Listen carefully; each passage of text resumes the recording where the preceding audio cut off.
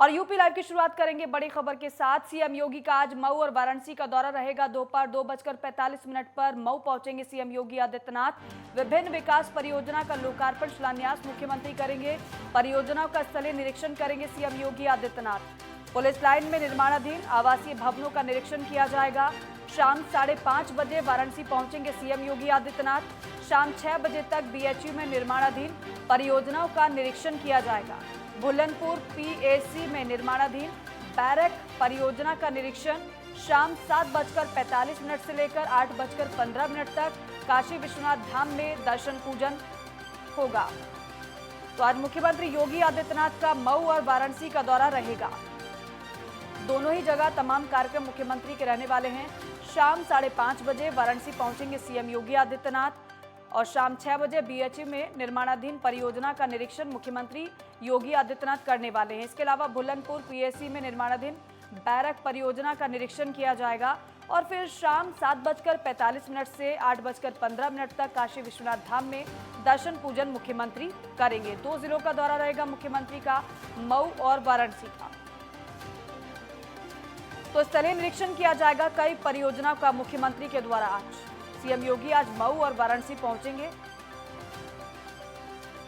2:45 पर मुख्यमंत्री मऊ पहुंचेंगे। उसके बाद फिर वाराणसी पहुंचेंगे शाम 5 बजे करीब।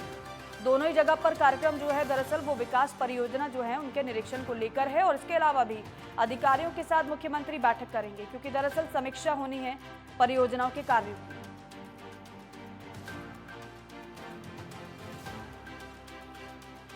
2:45 पर मऊ पहुंचेंगे। विभिन्न विकास परियोजना का लोकार्पण भी होगा, शिलान्यास भी होगा। तो लोकार्पण शिलान्यास के साथ साथ स्थलीय निरीक्षण परियोजना का मुख्यमंत्री आज करने वाले हैं।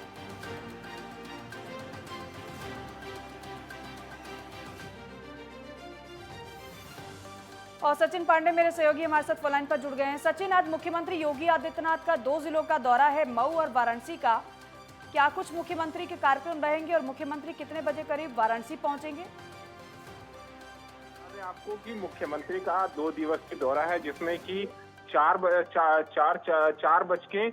बजे माना यह जा रहा है, सूत्रों से जानकारी कि पहुंच जाएंगे बनारस। उसके बाद जितनी तमाम चीजें हैं, मैं तमाम इसलिए कह रहा हूं क्योंकि कई सारी चीजों का वो निरीक्षण करेंगे, क्योंकि हमेशा से दीपिका यही रहा है कि जब उत्तर प्रदेश के मुख्यमंत्री वाराणसी के दौरे पर आते हैं तो जितनी भी परियोजनाएं चल रही होती हैं समीक्षा करते हैं और जितने दिशा निर्देश होते हैं वो देते हैं।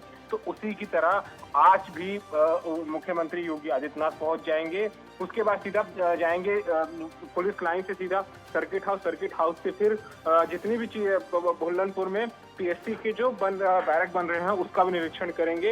ये तमाम ऐसी चीजें हैं जिसके निरीक्षण करने के बाद समीक्षा बैठक आला अधिकारियों के साथ भी करेंगे दीपिका, क्योंकि कहीं ना कहीं ये भी माना जा रहा है कि 2024 में चुनाव भी है और चुनाव को देखते हुए भी जितनी भी परियोजनाएं चल रही हैं उसको पूर्णतः संचार करते हुए जो भी चीजें हो जानी चाहिए दीपिका।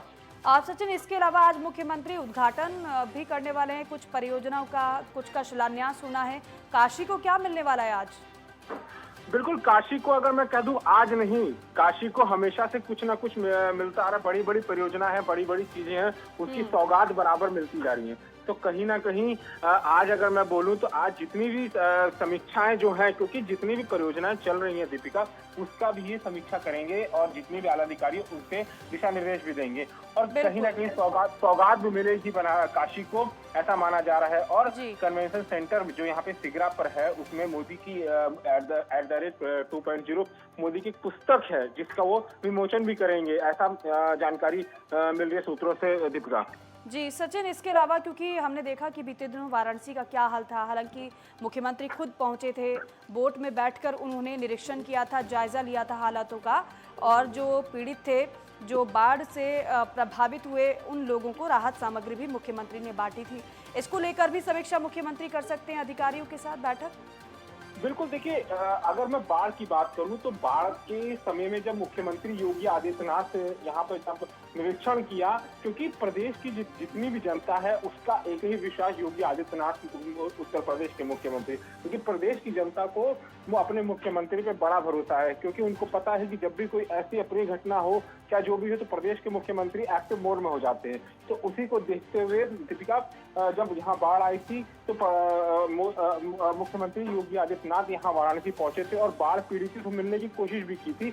और जितनी भी ठीक है बाढ़ सचिन, पीड़ित लोगों आप ठीक है, मुख्यमंत्री के दौरे पर आप नजर बनाए रखिएगा, जानकारी हम आपसे लेते रहेंगे। फिलहाल के लिए आपका शुक्रिया।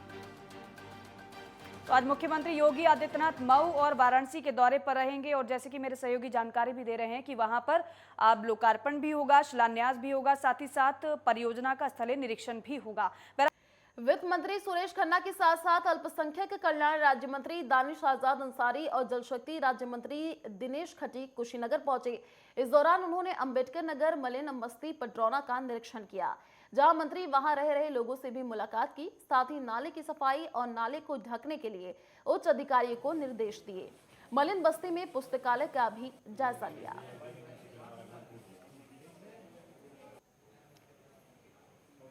तो दिनेश खटीक कुशीनगर पहुंचे, मलिन बस्ती, पटरौना का निरीक्षण किया।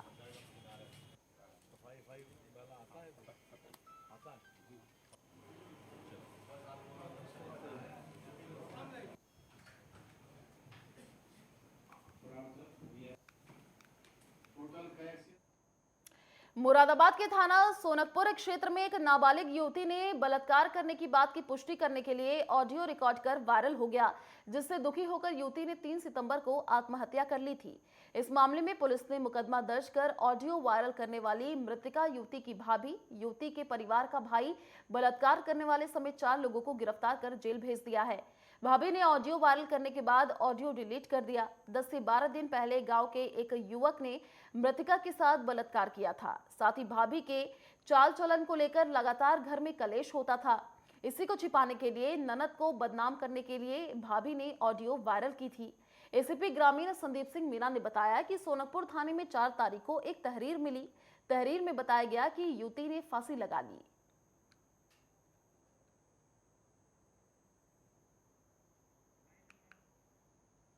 सोनकपुर थाने में 4 तारीख को एक तहरीर मिली, जिसमें वादी थे इरशाद, जो मृतका के भाई थे। उन्होंने तहरीर में बताया कि उनकी बहन ने फांसी लगा ली है और फांसी की वजह उन्होंने बताई कि वसीम नाम के लड़के ने उनके साथ रेप किया और उस रेप की करने के बाद उसने अपने दोस्त से एक बात की और उसकी ऑडियो वायरल की, जिससे शर्मिंदगी की वजह से उसकी बहन ने फांसी लगा ली है।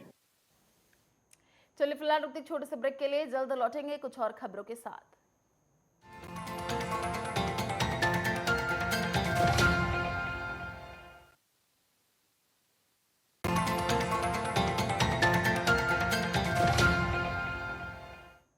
ब्रेक के बाद आपका स्वागत है। चलिए रुक करते खबरों की ओर। रायबरेली बच्चा चोरी की अफवाह के बीच एक अधेड़ को लोगों ने पकड़ लिया। संदिग्ध वेशभूषा में दिख रहे अधेड़ पर स्कूल जा रही एक बच्ची ने खुद की चोरी के प्रयास का आरोप लगाया। सोलोनी नाम की बच्ची घर से पैदल स्कूल जा रही थी। इस बीच उसके अपहरण के प्रयास का आरोप लगा है। बच्ची को पकड़ने का प्रयास कर रहे अधेड़ को स्थानीय लोगों ने पकड़कर जमकर पीटा, फिर पुलिस के हवाले कर दिया। पुलिस पकड़े गए व्यक्ति से पूछताछ कर रही है। छात्रा के पिता ने कोतवाली में घटना की तहरीर दी। फिलहाल पुलिस मामले की जांच पड़ताल में जुट गई है। रुमाल दिखा दो इन्हें, लो देख लो भाई। नगर थाना कोतवाली क्षेत्र के लोगों ने आज थाना कोतवाली पर सूचना दी कि उनके द्वारा एक व्यक्ति को पकड़ा गया है, जो वहां पर एक नाबालिग लड़की को देकर कुछ ऐसी हरकतें कर रहा था, जिससे नाबालिग लड़की को ये शक हुआ कि शायद वो उसके साथ कुछ उसको चुराएगा या उसके साथ उसको अपहरण करेगा।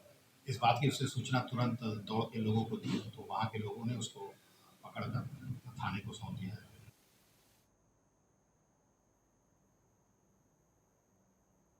प्रदेश सरकार लगातार बेहतर स्वास्थ्य सेवा के लिए तत्पर नजर आ रही है। साथ ही यूपी के डिप्टी सीएम ब्रजेश पाठक भी स्वास्थ्य सेवाओं के लिए आए दिन औचक निरीक्षण करते नजर आते हैं।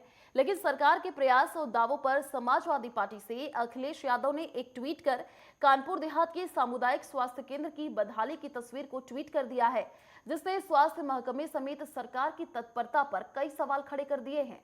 जिसमें कानपुर देहात के सामुदायिक केंद्र के मैदान में भरा जल भराव, मरीजों के लिए लिफ्ट, जर्जर अव्यवस्था में खड़ी कई एम्बुलेंस देखने को मिली। अभी तो अस्पताल को ही इलाज की जरूरत है। इस बीच स्वास्थ्य केंद्र के अधीक्षक ने यह भी बताया कि यहां पर 4 एम्बुलेंस लगाई गई हैं, जो मरीजों को लाने ले जाने का काम करती हैं। इस पूरे मामले में कानपुर देहात के मुख्य चिकित्सा अधिकारी ने अखिलेश यादव के ट्वीट को पूरी तरह से गलत बताया है और ये भी कहा कि इस ट्वीट में बहुत पुरानी तस्वीर को ट्वीट किया गया है। यहाँ की स्वास्थ्य सेवाएं बेहतर हैं और पूरी तरह से सुचारू हैं।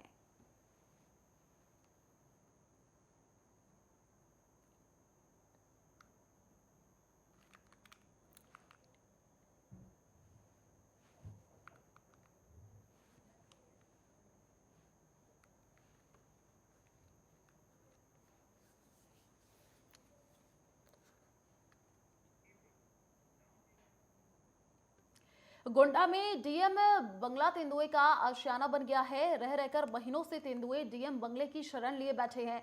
ये तेंदुए सीसीटीवी में कैद हो गए हैं। डीएम बंगले के सीसीटीवी कैमरे में 2 जगह पर तेंदुए देखे गए हैं। आपको बता दें कि जिसके बाद तेंदुओं को पकड़ने में वन विभाग की टीम नाकाम रही। पिंजरे में बकरी बांधने के बाद भी तेंदुए हाथ नहीं आए। हालांकि तेंदुए दिखने के बाद से डीएम बंगले की सुरक्षा कर्मियों में भय का माहौल है। तो आपको बता दें कि सुरक्षाकर्मी रात भर पटाखा फोड़कर ड्यूटी करते नजर आए। साथ ही बंगले पर आने जाने वाले लोगों में डर का माहौल देखने को मिला है।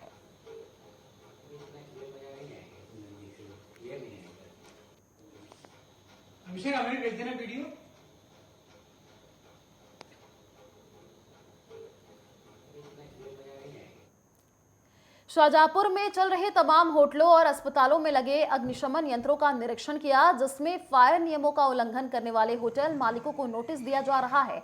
खास बात तो यह है कि शाहजहांपुर जिले में कई दर्जन होटल और अस्पताल बिना फायर एनओसी के धड़ल्ले से चल रहे हैं।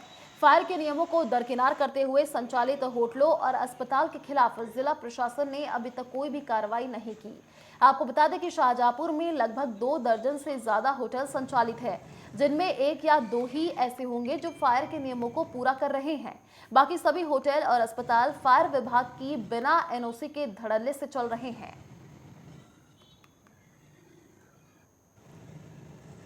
शाहजहांपुर में बराबर एक्सरसाइज की जाती फायर डिपार्टमेंट की तरह से।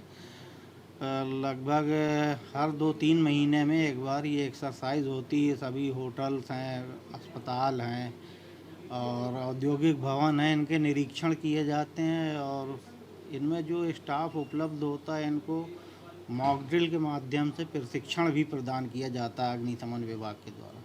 इसी दौरान ये भी देखा जाता है कि उन भवनों में अग्नि सुरक्षा के क्या क्या उपाय उपलब्ध हैं और उनमें यदि कोई कमियां हैं तो संबंधित को समय रहते अवगत भी करा दिया जाता है कि उनका निराकरण कर लें। फिरोजाबाद में 27 साल पुराने हत्या और लूट के मामले में न्यायालय ने 5 आरोपियों को आजीवन कारावास और 30-30 हजार रुपए के अर्थदंड से दंडित किया है। इनमें से 2 आरोपियों की पहले ही मौत हो चुकी है। सजा सुनकर आरोपियों के पैरों तले जमीन खिसक गई। पुलिस ने सजा सुनाने के बाद आरोपियों को जेल भेज दिया। आपको बता दें कि आज से 27 साल पहले यानी 23 फरवरी 1995 को युवक लापता हुआ था, जिसके बाद 26 फरवरी को छोटे भाई अशोक कुमार ने शिकोहाबाद थाने में रिपोर्ट दर्ज कराई थी। वहीं इस मामले में लूटपाट कर युवक की हत्या कर दी गई थी और शव को नहर में फेंक दिया था। मामले की जांच कर पुलिस ने आरोपियों को गिरफ्तार कर लिया, जिसके बाद मामला कोर्ट में लंबित रहा। लेकिन अब इस मामले में आरोपियों को सजा सुना दी गई है।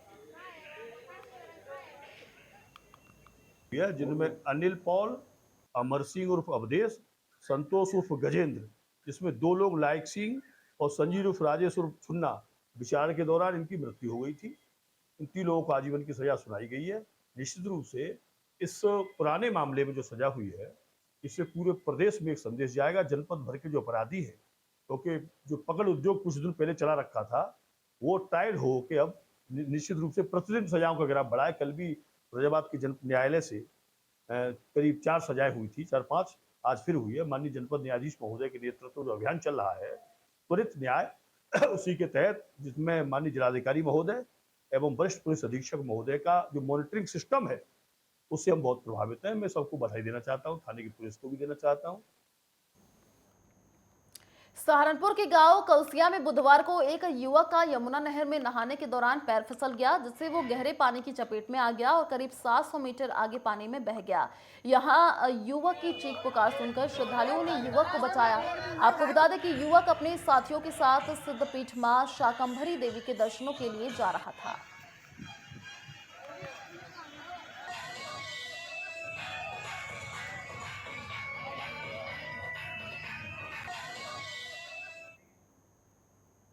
यूपी के हापुड़ में शहर की गोल मार्केट में उस समय अफरा तफरी का माहौल बन गया जब क्रोकरी के गोदाम में अचानक आग लग गई।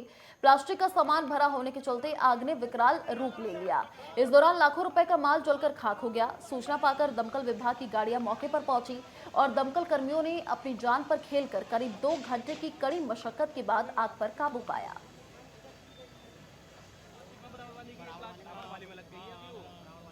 तो कड़ी मशक्कत के बाद आग पर काबू पाया गया। देखिए यूपी के हापुड़ से तस्वीर, क्रोकरी शोरूम के गोदाम में आग लग गई, लाखों का माल जलकर राख हुआ।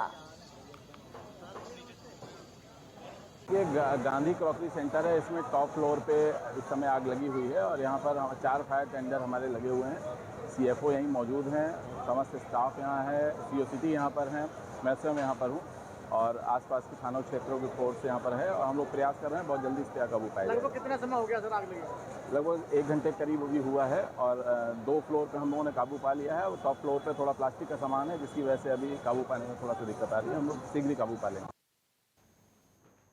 चलिए फिलहाल इस बुलेटिन में इतना ही। देश और दुनिया की तमाम बड़ी खबरों को देखने के लिए आप देखते रहिए नेटवर्क 10। जय हिंद।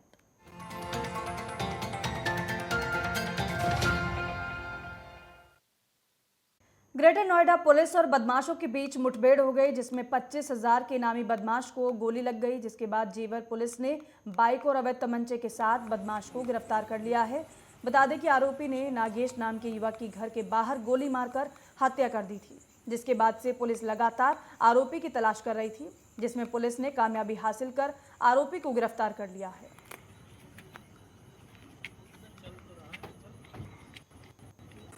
देखिए आज एसओ जेवर द्वारा चेकिंग की जा रही थी। यहाँ पे यमुना एक्सप्रेसवे के नीचे एक मोटरसाइकिल आती हुई दिखाई दी। जब उसको रोकने का प्रयास किया तो वो अंडरपास को यूज़ करते हुए वो गाड़ी बहुत तेज़ी से भागी।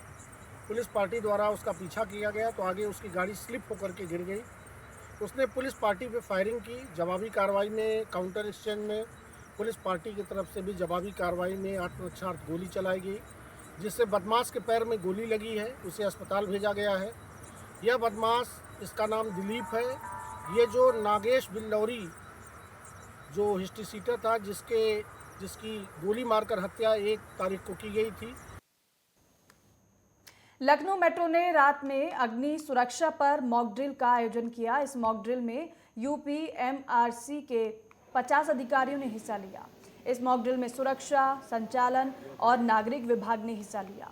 इस इन हाउस मॉक ड्रिल की शुरुआत चारबाग मेट्रो स्टेशन के परिसर में आग लगने के साथ हुई और इस घटना ने स्टेशन में स्थापित आपातकाल प्रणाली और फायर अलार्म को चालू कर दिया। स्टेशन नियंत्रकों, अनुरक्षकों, हाउस कीपिंग स्टाफ और सुरक्षा अधिकारियों को सतर्क कर दिया गया। चारबाग स्टेशन पर तैनात मानव बल को जुटाया गया और कुछ ही मिनटों में आग को बुझा दिया गया। बता दें कि अग्नि सुरक्षा तैयारी और अभ्यास सफलतापूर्वक आयोजित किया गया। इससे ये निष्कर्ष निकाला गया है कि किसी भी दुर्घटना के मामले में लखनऊ मेट्रो के मेट्रो स्टेशन की किसी भी स्थिति का मुकाबला करने में सक्षम है। सभी मेट्रो स्टेशन पानी की टंकियों, फायर अलार्म, आपातकालीन अलार्म अच्छी तरह से प्रशिक्षित कर्मचारियों से सुसज्जित है, जो कुछ ही घंटों में संकट का प्रबंधन कर सकते हैं।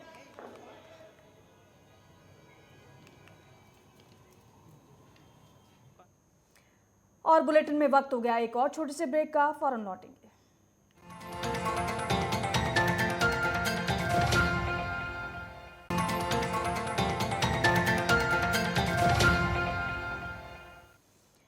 ब्रेक के बाद स्वागत है आप सभी का। आगरा के शमशाबाद थाना क्षेत्र के कस्बे में खुले में शराब पीने वालों पर पुलिस का डंडा चला है। दरअसल शमशाबाद पुलिस ने शराबियों के खिलाफ कड़ी कार्रवाई की है। बता दें कि पुलिस खुले में शराब पी रहे लोगों के खिलाफ अभियान चला रही है और इस दौरान अब तक पुलिस ने 26 लोगों को खुले में शराब पीते पकड़ लिया है। ये अभियान सीओ फतेहाबाद के नेतृत्व में चलाया गया।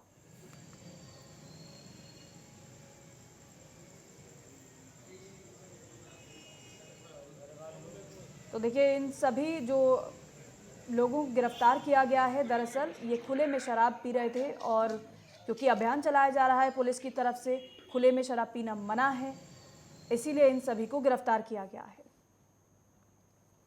सुप्रीम कोर्ट के आदेश के बाद 28 अगस्त को ध्वस्त किए गए ट्विन टावर्स की समीक्षा के लिए नोएडा प्राधिकरण की सीईओ ऋतु महेश्वरी की अध्यक्षता में एक बैठक का आयोजन किया गया, जिसमें ट्विन टावर के सफल ध्वस्तीकरण के बाद and waste management plan, demolition, structural audit, ध्वस्तीकरण के पहले और बाद के हालातों को लेकर चर्चा की।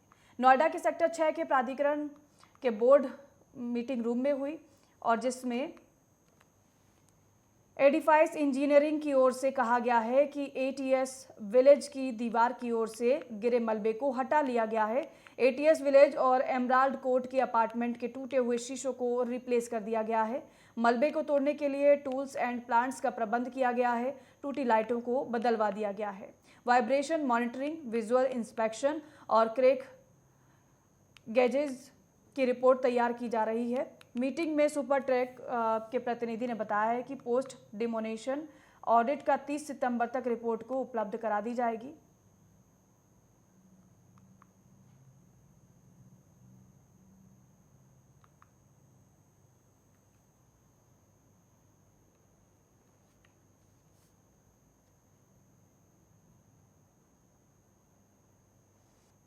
गाजियाबाद में देर रात पड़ोसियों में हुई कहासुनी में एक युवक ने पड़ोसी पर धारदार हथियार से वार कर दिया। इस दौरान पड़ोसी की मौके पर मौत हो गई। बता दें कि के पांडे नाम के आरोपी की पड़ोसी प्रवेश से झड़प हुई थी। पहले के पांडे ने प्रवेश की पत्नी को घायल किया और फिर प्रवेश को मार डाला। फिलहाल पुलिस ने मामला दर्ज कर लिया है और आगे की कार्रवाई शुरू कर दी है।